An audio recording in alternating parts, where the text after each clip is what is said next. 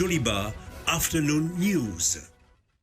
Rencontre entre le Premier ministre Choguel Kokala Maïga et les fêtières de la presse au Mali. Des détails à suivre dans cette édition. Lancement des travaux d'un atelier de travail sur les stratégies de lutte contre la fraude et la fuite des sujets aux différents examens académiques. C'était hier en présence de la ministre de l'Éducation. Un mot en page internationale, Côte d'Ivoire, retour triomphal de l'ancien président Laurent Gbagbo dans son village natal. Mesdames et messieurs, bienvenue au journal sur Joliba TV News. Rencontre du Premier ministre Choguel Kokala Maïga et les fêtières de la presse. Il était question de l'aide de l'État à la presse. Les partis ont profité aussi pour poser d'autres résurrections du chef du gouvernement. Le point avec Fanta Diarra. Dans l'attente d'échange, le président de la maison de la presse Bandjougou Dante a planté les décors en expliquant les raisons de cette rencontre, tout en remerciant le Premier ministre Choguel Kokala Maïga pour son déplacement, ensuite a dressé les points de revendication. Monsieur le Premier ministre, tout a été dit par rapport à nos préoccupations, tout a été écrit, tout a été envoyé, mais nous avons fait montre de pondération, montre des responsabilités et encore de sagesse pour qu'ensemble, on puisse trouver des solutions à nos problèmes. Parmi les problèmes que nous connaissons aujourd'hui, le premier qui est sur toutes les langues, c'est le non-paiement injustifié de l'aide à la presse depuis 3 ans. Une rétention que rien ne saurait justifier. Nous pensons que vous qui avez pris l'habitude d'être expéditif, allez tout faire pour débloquer les aides des années 2019, 2020 et 2021. En réponse aux attentes de la presse, le chef du gouvernement affirme que le gouvernement tiendra ses promesses. Il y a une volonté aujourd'hui des hautes autorités, du président de la transition, autant que faire se peut, de réparer les injustices, là où il y en a. Autant que faire se peut. Et donc, on va faire le plaidoyer pour satisfaire au moins une partie de vos revendications pour que vous sentiez au moins que la transition a servi aussi à quelque chose, à régler des problèmes dans le domaine de la presse. Le Premier ministre demande par ailleurs à la presse de s'impliquer pour une meilleure réussite de la transition. Le Premier ministre Choguel Kokala Maïga, issu des rangs du M5 RFP, cherche ses marques. Il essaie de rassurer les médias et appelle à un sursaut patriotique pour la réussite de la transition. Mohamed Ataher Alidou. Le docteur Choguel Maïga, brillant ingénieur en télécommunications, un homme d'expérience qui connaît le marigot politique malien depuis 30 ans, cherche encore ses marques. Pourtant, dès son installation, il a essayé de rassembler les Maliens en parlant de, je cite, une gouvernance de rupture par l'exemple. Dans la foulée, il rend une visite de courtoisie aux anciens premiers ministres du Mali pour s'inspirer de leur expérience et demander conseil. Les lignes ont-elles bougé entre-temps? Non, rétorquent certains observateurs. En effet, des voix s'élèvent déjà pour parler de l'immobilisme du Premier ministre Choguel Maïga. Le Premier ministre n'a pas de plan, il tourne en rond, dénonce ses détracteurs. Le contexte politique reste difficile, les défis sont énormes. Aux autorités de la transition d'aller vite et de répondre aux aspirations profondes des Maliens. Le temps du discours semble révolu. Les Maliens qui ont souffert de la mauvaise gouvernance réclament des actions concrètes. Le Premier ministre et son gouvernement seront donc jugés à l'épreuve des faits. Choguel Maïga était attendu et doit relever le défi d'être entendu et applaudi. De la primature au ministère de la refondation de l'État, le ministre de la refondation de l'État a rendu une visite de courtoisie au bureau du médiateur de la République. À sa sortie, le professeur Ibrahim Ikassa a donné quelques explications sur l'esprit de cette rencontre. Il est au micro de notre reporter Adama Sanogo. Nous avons diagnostiqué le fonctionnement de la superstructure de l'État. Les procédures, le diagnostic des procédures, les rapports entre l'État et ses divers partenaires sociaux, politiques et simplement les citoyens également. Les dysfonctionnements ont été diagnostiqués en si peu de temps. Nous étions venus en visite de courtoisie, mais visiblement ça s'est transformé en séance de travail pour justement réfléchir sur notre État depuis le niveau constitutionnel jusqu'au niveau citoyen simplement. Ce n'est qu'un début. Nous reviendrons bientôt pour mieux étudier les solutions appropriées. Parce que des solutions ont été proposées au long cours. Les différents forats, la conférence d'entente nationale, qui était sous la feuille justement de la médiature de la République, comme d'ailleurs le dialogue national inclusif, sous la feuille de la République, dont le siège était justement au niveau de la médiature de la République, mais aussi les journées de concertation sur la transition, les autres assises états généraux sur la décentralisation, le foncier, la corruption, la santé, l'éducation, la justice. Tout cela, ce sont des propositions. Maintenant, il va falloir aller vers des choix judicieux. Comme l'annoncions dans les titres, pendant une semaine, des cadres du secteur de l'enseignement travailleront pour trouver des stratégies de lutte contre la fraude et la fuite des sujets. Le lancement des travaux de cet atelier s'est déroulé en présence de la ministre de l'Éducation, ses collègues de l'enseignement supérieur et celui de la communication. Aruna Salia Kone pour le compte-rendu. La lutte contre les 3F est désormais lancée. Les faux sujets, la fraude et la fuite des sujets, c'est ce que la chef du département de l'éducation appelle les 3F. Cette bataille pour la moralisation des examens et concours est amorcée à travers cet atelier de réflexion sur ce fléau qui mine le secteur de l'enseignement au Mali. Le département est constamment confronté, chaque année et de façon récurrente, à des phénomènes inquiétants qui se manifestent par la circulation des faux sujets, la fuite d'examens et les fraudes durant les examens. Ces phénomènes sont amplifiés par le laxisme dans la surveillance, le manque de vigilance également dans les secrétariats et dans la correction. Les conséquences immédiates de cette situation restent la production des résultats biaisés. En mutualisant nos intelligences avec le concours des départements partenaires, l'enseignement supérieur et la communication, nous permettront de réduire la virulence des maux qui rongent notre système. La sincérité des examens est inhérente à la crédibilité des diplômes décernés. C'est pour cela que le ministre de l'Enseignement supérieur salue cette initiative de son homologue. Lorsqu'on parle d'examen, à mon avis, il y va de la qualité de l'enseignement que nous délivrons. Il y va aussi de la qualité, disons de la crédibilité des diplômes que nous délivrons. C'est pourquoi pour nous ce sujet est extrêmement important. Et je voudrais donc vous remercier, d'abord vous féliciter pour cette idée, cette initiative, et aussi vous remercier de nous avoir associés à cet atelier extrêmement important. Le ministre de la Communication, de l'économie numérique et de la modernisation de l'administration a d'ores et déjà, à son niveau, des propositions concrètes. Nous pouvons partager avec le ministère de l'Éducation des bonnes pratiques pour réduire, voire éliminer la fuite des sujets des examens, à savoir, entre autres, tarder le processus de choix des sujets pour qu'il soit très proche du jour J de l'examen. 2. Limiter les personnes ayant accès au sujet lors de la copie des sujets. Cela nous paraît important. 3. Interdire sur la période allant du choix des sujets au jour J des examens l'utilisation des téléphones avec appareil photo aux personnes intervenant dans le processus de choix et de copie des sujets des examens. Et dans le cas échéant, développer dans un futur proche, si possible, une plateforme sécurisée de mise à disposition automatique des sujets des épreuves aux différents centres d'examen. Madame le ministre promet que les conclusions de cet atelier d'une semaine seront adoptées et appliquées dès cette session 2021 des examens. Siaka Diamoutene et Aboubakar Kanouté sont les deux lauréats de la 5e édition du prix Oumar Diallo.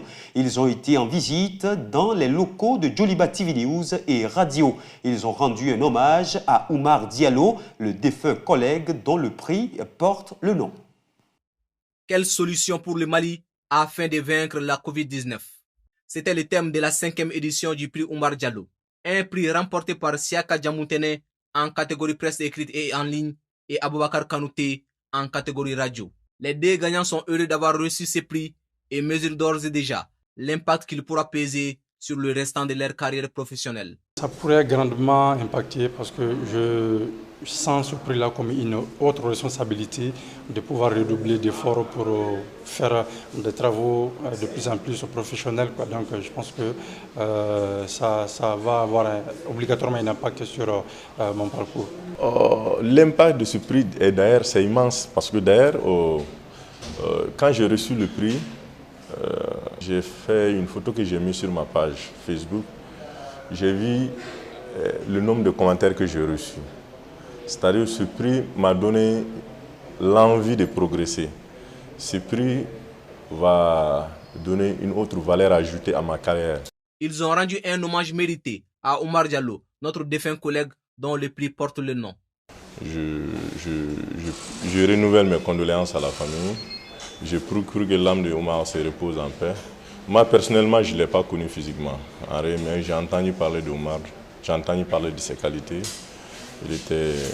On le décrit comme un homme assidu, persévérant, qui est attaché à son travail, qui aime son travail, un bon journaliste. Je rends aussi un hommage à Oumar Diallo, dont le prix porte le nom. Je suis que c'était quelqu'un qui mérite vraiment cela. Il mérite d'être célébré chaque année. Je pense que c'est une très bonne initiative à encourager et à soutenir. Auparavant, nos deux lauréats ont eu droit à une visite guidée de nos installations. Ils en sont sortis impressionnés. Je pense qu'il n'y a rien à dire. En réalité, les studios sont vraiment magnifiques et on sent qu'il y a du sérieux ici, quoi. Vu l'investissement, vu tout le personnel, l'engagement du personnel, je pense que vraiment l'agence, l'ensemble même, Djoliba FM, Djoliba TV, je pense que ces médias ont un grand avenir devant eux. Aujourd'hui, j'ai vu un lieu de travail où il y a toutes les commodités. Ça, si je me le permets, en réalité, où je vois que les gens dessus, les responsables, ils ont envie d'aller de l'avant. Ils ont envie de faire du journalisme, ils ont envie d'informer les gens, de donner la bonne information, mais ils ont misé d'abord dans l'investissement. Donc vraiment, je ne fais que souhaiter bonne chance. Bonne chance, bonne chance, bonne chance à tout le monde. Il faut rappeler que le prix Oumar Diallo rend hommage à Feu Oumar Diallo, notre jeune collègue, journaliste émérite, décédé en décembre 2016. Son objectif est de stimuler la production journalistique afin de promouvoir la littérature et de susciter l'esprit critique chez les plus jeunes. À présent, l'image du jour consacrée au monument de l'indépendance, symbole de la liberté et de l'émancipation du peuple malien, situé en commune 3 du district de Bamako. Le monument de l'indépendance symbolise la liberté et l'émancipation du peuple malien, construit à l'occasion du 35e anniversaire de l'indépendance du Mali. Ce monument abrite le nom des médaillés d'or de l'indépendance.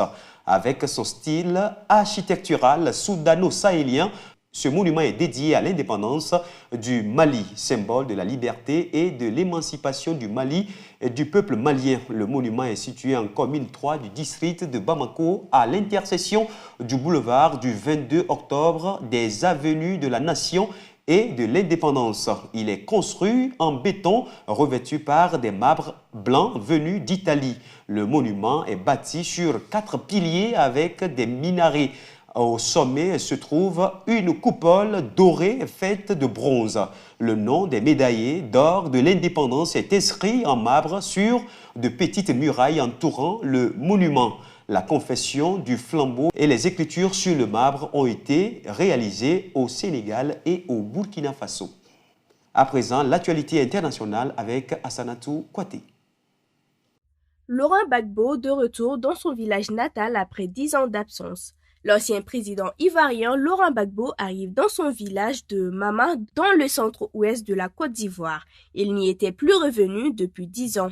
Plus personne n'y croyait tant l'attente a été longue. Mais Laurent Gbagbo a fini par arriver vers 18h à Mama, un accueil triomphal et même chaotique. Des centaines d'habitants de Mama, mais aussi de milliers de partisans venus des villages alentours avaient attendu le président ivoirien toute la journée en musique.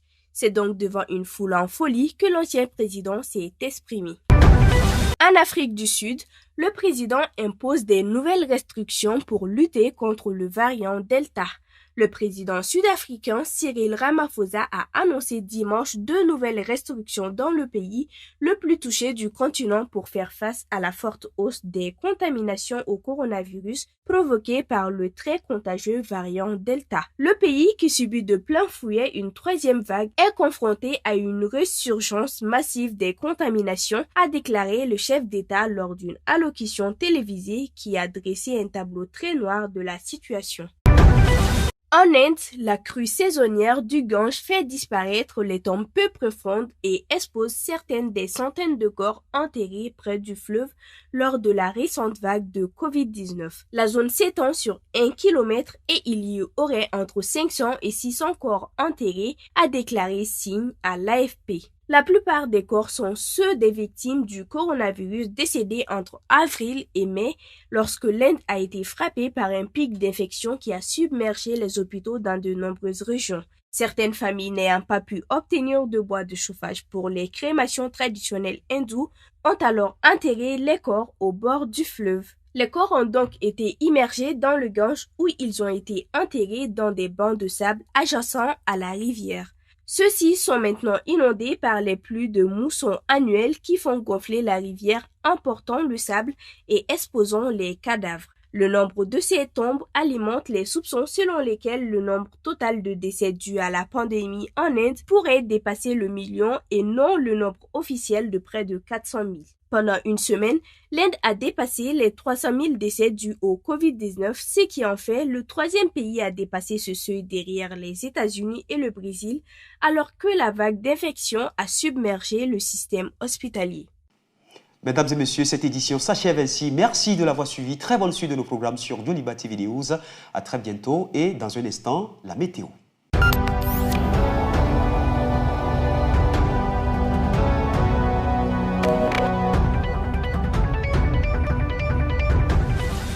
Joliba Afternoon News.